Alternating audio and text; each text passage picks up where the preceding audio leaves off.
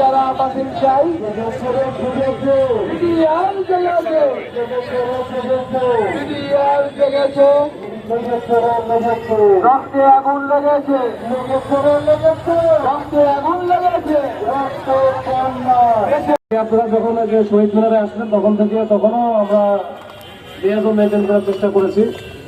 এর মধ্যে আপনারা সচিবালয়ে গিয়েছেন, স্বরাষ্ট্র সচিব স্যারের সাথে কথা বলেছেন।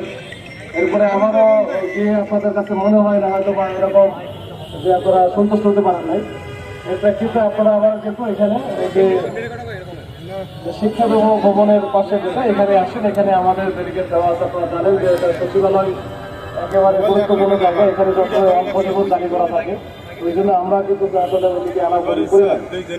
তো আপনারা যেটা আপনাদের দাবি দেওয়া বা আপনাদের যে আন্দোলন, এটার প্রতি আমাদের কোনো বিরোধিতা নাই, বা আপনাদের ন্যায্য পাওনা আপনারা বুঝে পান। এটা নিয়ে আমাদের এই ন্যায্য পাওনা আপনারা যদি বুঝে না পান, এটা আমাদের কোনো কিছু নাই, ক্ষতিও না। কারণ আমরা চেষ্টা করবো সর্বাত্মক ভাবে আপনাদের যদি এটা পান, তাহলে এটার জন্য যা যা করণীয় আমরা করবো আমাদের পক্ষ থেকে, ঠিক আছে?